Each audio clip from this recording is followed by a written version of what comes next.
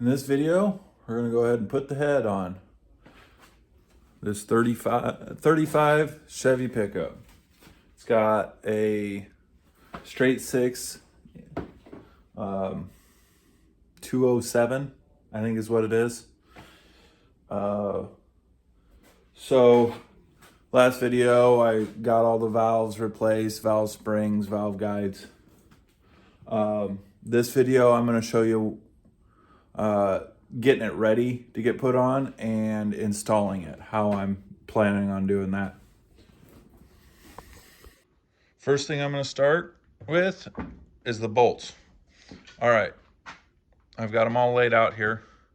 There's two different lengths, short ones, which I could find the exact size, and the long ones, which are too long. So I put them in the head backwards like this, so I know which ones, because I have to modify these before I can put them in. They're a grade 8 bolt, 1/2 inch coarse thread, and setting heads on, there's usually dowel pins on newer equipment that you line everything up with. With these older vehicles, apparently they didn't have them. So I'm going to make this bolt a guide stud. So what I'll do is I'll cut the head off and put a slot in it, just like that. And then I'll pick one of the head bolt holes somewhere. I'll just thread it in by hand. And now that it's in, I can set the head on it, and that guide bolt will guide the head down straight. And then once I have the head set on, I can grab a screwdriver, and with the slot on the top, I can use the screwdriver. Even if the wall of the head's push on it, I can use the screwdriver to install or uninstall and then put a head bolt in those positions. But I need a second one.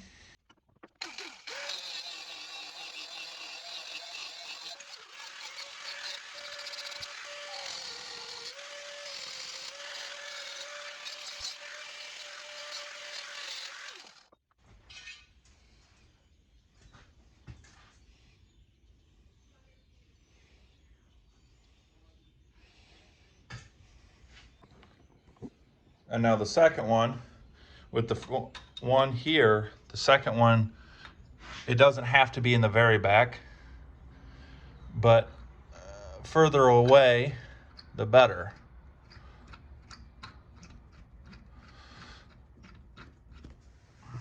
And that's all they have to be in. They don't have to be all the way down. But the further away, the better. That way, if they're, say, right next to each other, there's a lot of variance that it can have. And it's maybe lined up here, but you get back to here, and then you got to push stuff. And I don't want to do that. But if you have it clear back here and clear up here, it's a little bit of variance. It's going to be in line for everything in between it.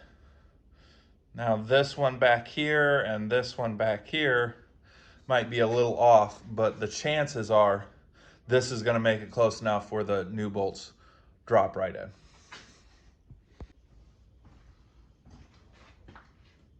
And then, like I was saying earlier, I could get exact length bolts for the shorter ones. So on the manifold side, the first 7 of them, 7 of them, are inset down in the head a little further, so they're not as long. So I'm just gonna drop them they're in their place, they're happy, they can live there. Now, the ones that are flush with the top of the head, the closest thing I could get is that far off, about a half an inch.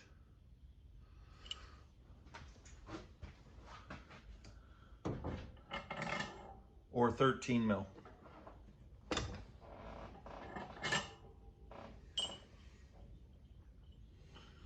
So I went and checked it with them put it in the right way. The threads are cut far enough on the bolt where these would work that way. But you thread them down into the block and this bottoms out the hole first. So I'm gonna have to cut half an inch off of 8 bolts.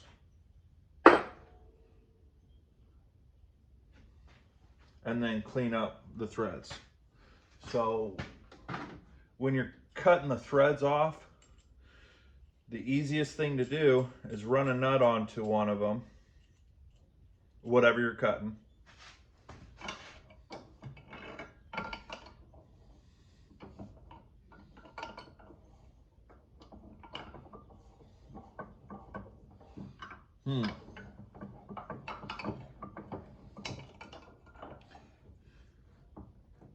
That'll work. That's an advantage, I guess. But the nut run onto it first. When you cut it, it's going to mess your threads up at the very end. And you can dress them up all you want, but the easiest way to clean them is to run the nut off of it.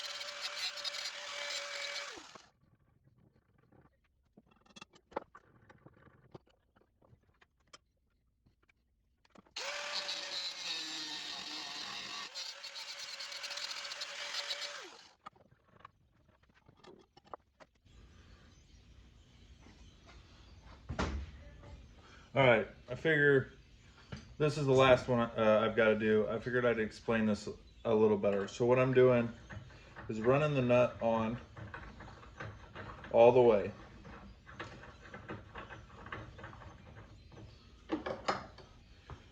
Now that nut from cutting all of them might be warm, so I just put it in the vise. It is finger tight. And then I place it in the vise where I can lay something against the flats. Now I take the existing head bolt with a nut on it and I put flat to flat and flat to flat. That gives me they are in a very parallel line there. And then I line up the bottom of the bolt head.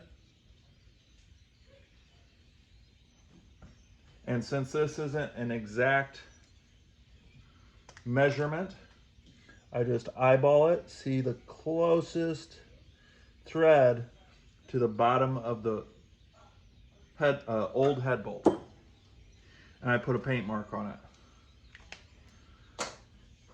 And then I'll take the grinder and cut on that thread across. Now, thread goes this way, so I try to kind of cut on the bottom of that thread, and then as I'm cutting, end at the top of the thread, end up at the bottom. However you want to look at it. So it gives it as flat of a surface as I can. And then I just kind of dress the end a little bit to kind of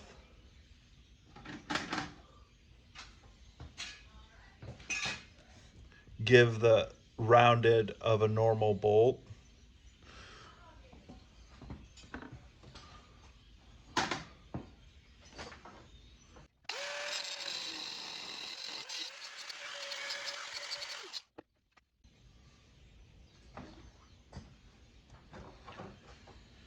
And then, without touching the nut, because it's probably going to be warm, but there's too much shaft here for the heat to travel that far out, I undo it, put it in the vise, and take it out by hand.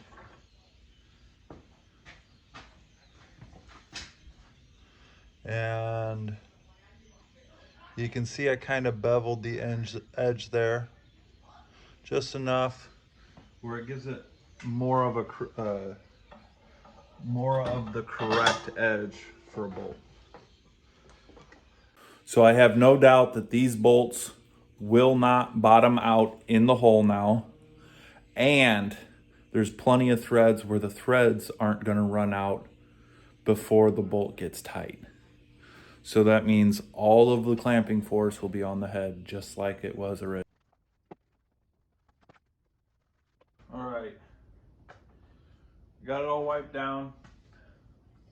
I cleaned the deck of the block up and got it all wiped down, and I put the guide studs back in. I put the head gasket on, and I even use this spray stuff that's supposed to help seal the head gasket.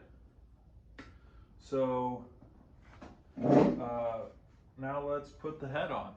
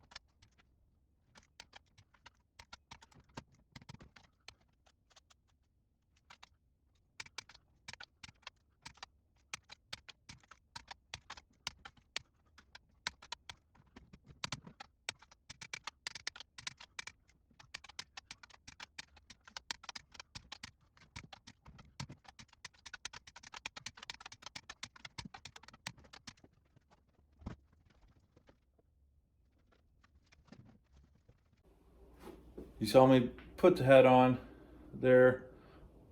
Some things you may not have noticed in that was I oiled the bottom of the heads of the bolts and the threads.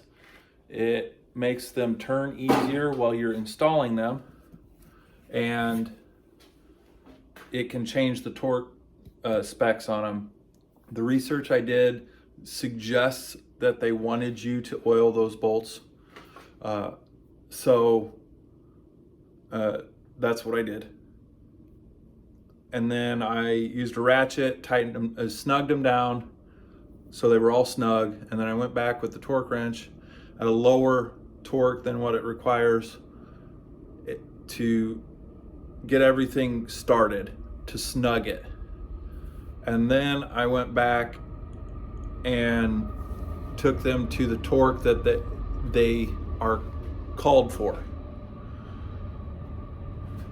And then you watch me do it again and again. And what I was doing there is, when you have a big surface like this with a lot of bolts on it, it'll generally tell you to start in the middle and work your way out. And what happens is, once you get this one torqued, it's pulling down the whole thing. And then once you finally get worked out to the ends, the center's loose. And if you do it in a single step, like some of them recommend, that center being loose can make it so the head gasket doesn't have enough crushing pressure and it will blow out. So bigger trucks, some of them will tell you to do that step multiple times. And I just got to the point where if I'm doing something like that, I will do that step until the torque wrench doesn't turn. Especially if the steps say to go to a certain foot-pounds and then add degrees. You make sure everything is at that foot-pounds, and then you go your degrees so you get equal pull on all the bolts. That's not the case on this one, but I'm a heavy duty diesel mechanic, so things like Cummins ISX heads, they torque, and then after you get them all torqued down to a certain foot-pounds, then they require like a 60-degree advance on those bolts. So they're super tight. So the head's on. I think the next thing I'm going to do is go to the other side of the engine and start cleaning out the inside where the push rods travel, and clean the pull the flat tappet lifters out one by one and inspect them. So that's next, but that'll be tomorrow, I think. It's kind of late tonight, so I'm gonna call it a night. All right, so now we're on the other side of the engine.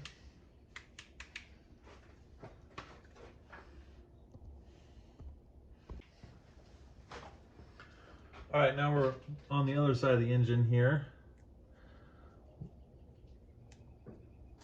There's a plate that goes right here that seals all this off. Something I forgot to do was put this oil line back in there.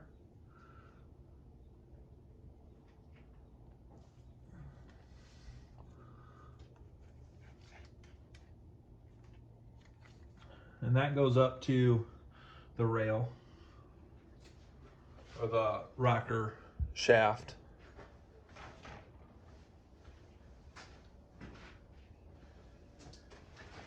I'm gonna do a little bit of cleaning in here because this is the head. I've got it all clean, and you can see the kind of dirt build up and grime down in this area. So it needs to be cleaned. So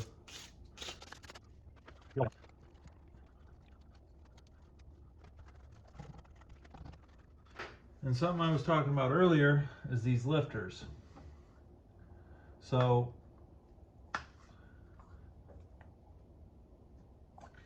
like that one, I can only get pulled up to that far right now. But if I do work it back up and down a couple times, I'll be able to pull it right out.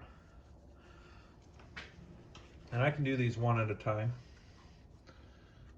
But they're a solid state lifter.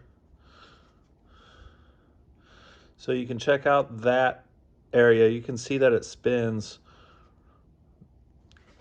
where it rides.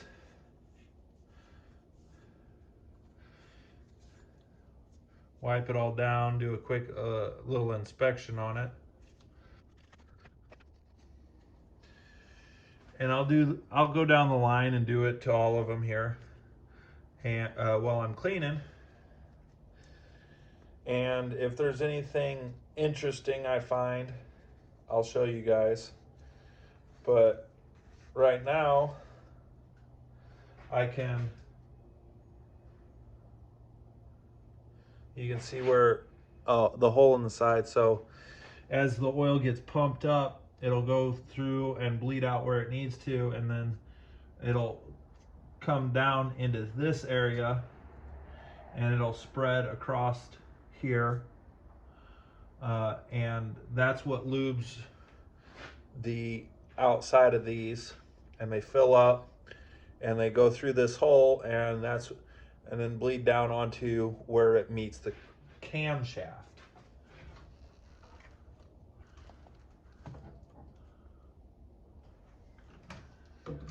And you can look down and see the lobe of the cam in that hole.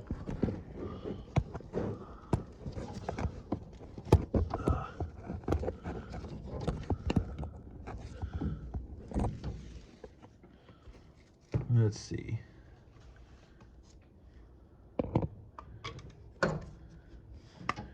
You can see it down through the hole. There.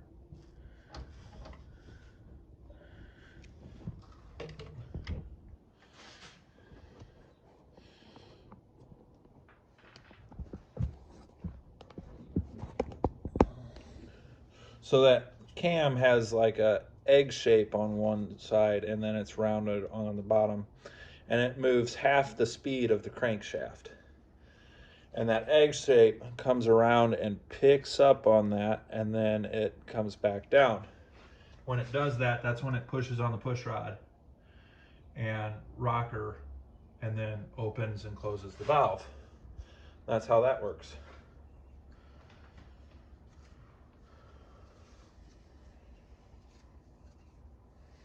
So if these are bad, they'll be like 8 out here, or the cam will have a flat spot on it, something like that, and that's bad news.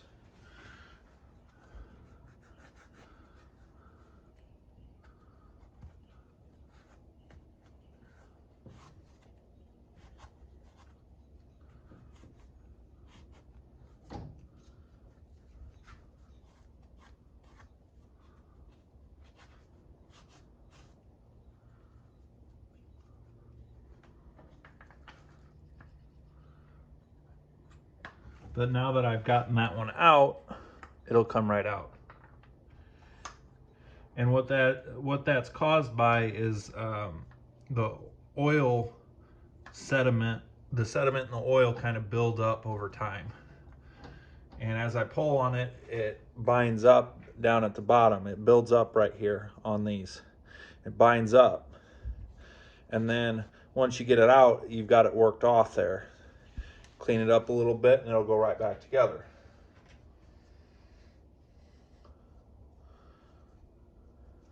And then after I get this all cleaned up, I will put the push rods back together.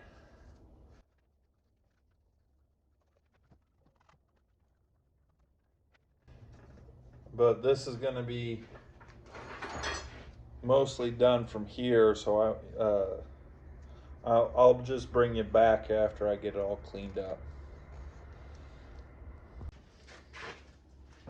Got it all cleaned up now, And I pulled the lifters out and had my wife rotate the engine around so I can look down in the lifter holes and watch the crank, make sure there's no obvious damage on the lobes of the crank, or cam, I'm sorry, keep doing that. So I didn't see anything wrong with the cam down in the holes, and I have the lifters laid out in order where they came out of. So what I'm going to do is I'm going to take some of this Ultra Slick, it's an assembly lube, engine assembly lube, and because it's going to be a while before I actually start this, and I'm going to put a little bit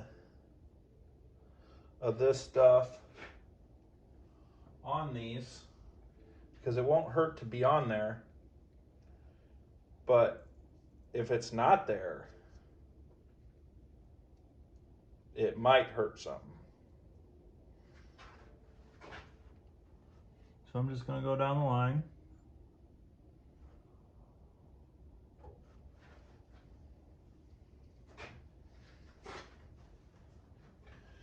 And I'm just going to put a little bit on the outside.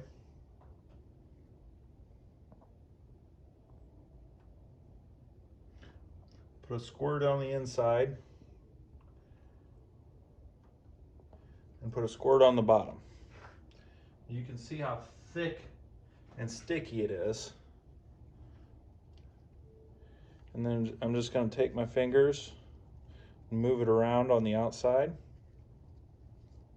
So it gets everywhere on the outside that where the cam is, where the cylinder is that holds it in place, and then where the push tube is going to go in it. And I'll just slide her down into place.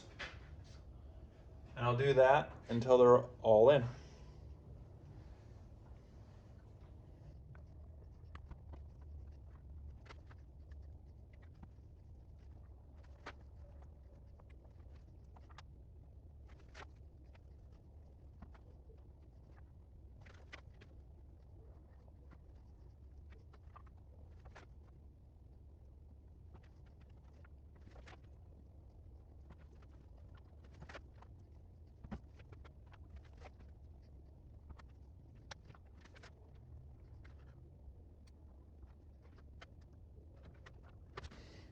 Now that all those are in, we can put our push rods in.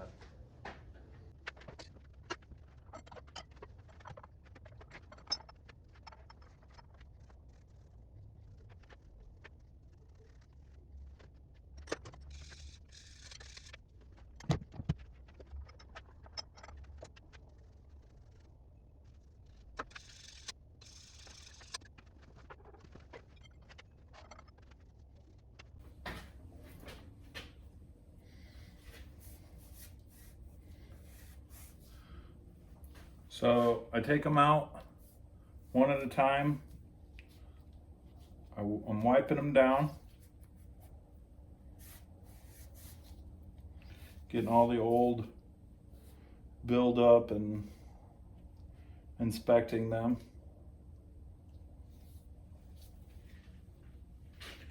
And then I take them over to the table, set them down, and I roll them on the table, make sure they're straight.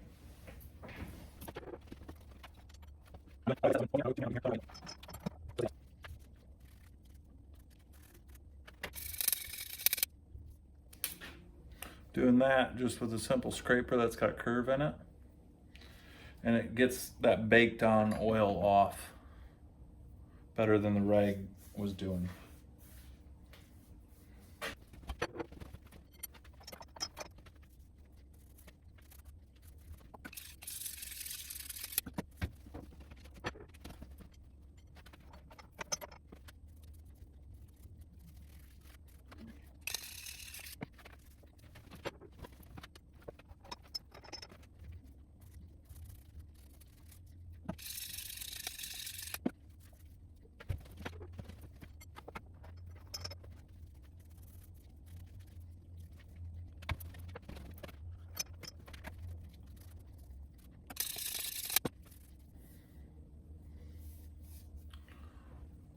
Let's take you over to the bench for a minute. All right, we're going to give you an example of a good push rod. So what I'm looking at is these are touching right now, and the center, it has got a gap underneath it. Rolls, gap doesn't change. Now we've got a bent one. This is a pretty severe case.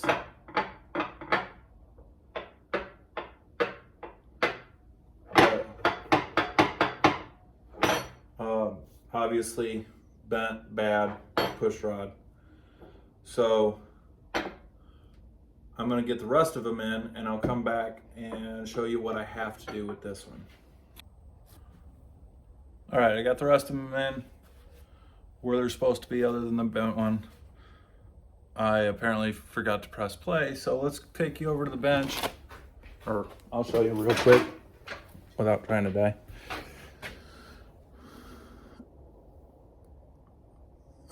They're all in there, in place, other than this one,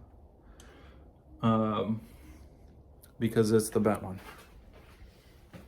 Let's take you over here and set you right there.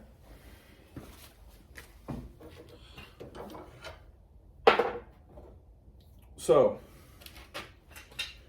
you can either try to find somebody who has used ones,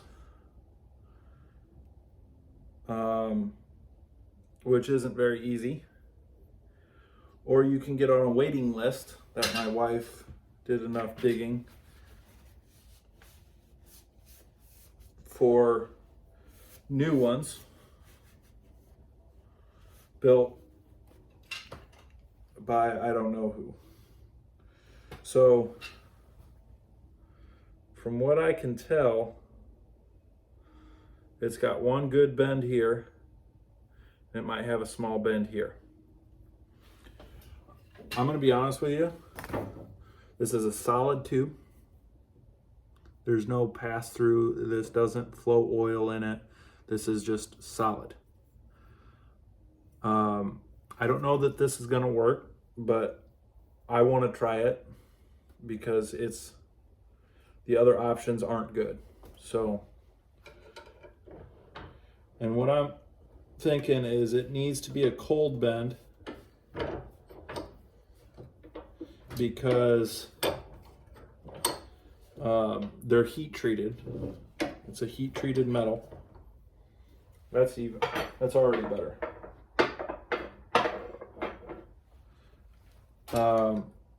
And if you bend a heat treated metal, when it using heat, you lose the heat treated, and then you have to reheat treat it.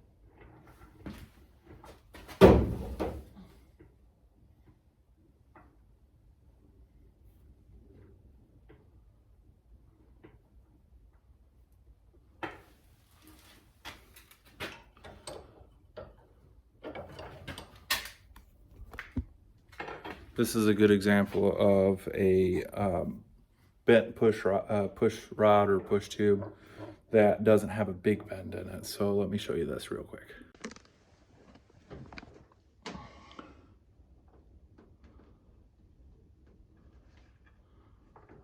See, as it goes, gets close, further away.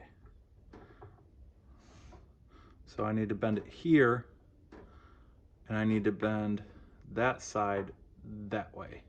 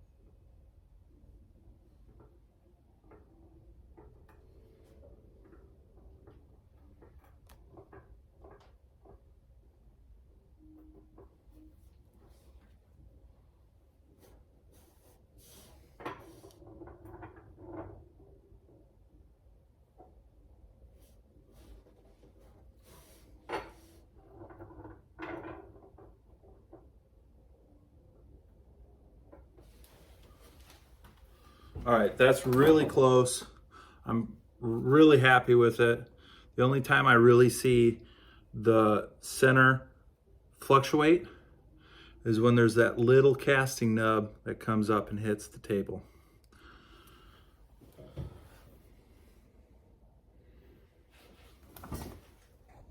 So we'll put it in there, hope for the best.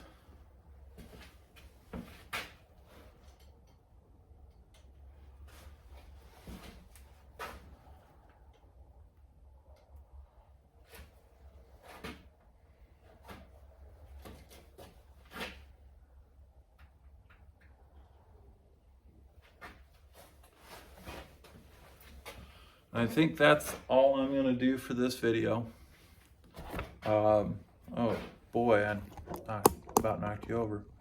All right, so later I'll put I gotta clean the rockers, inspect them, all that kind of stuff before I go to install them.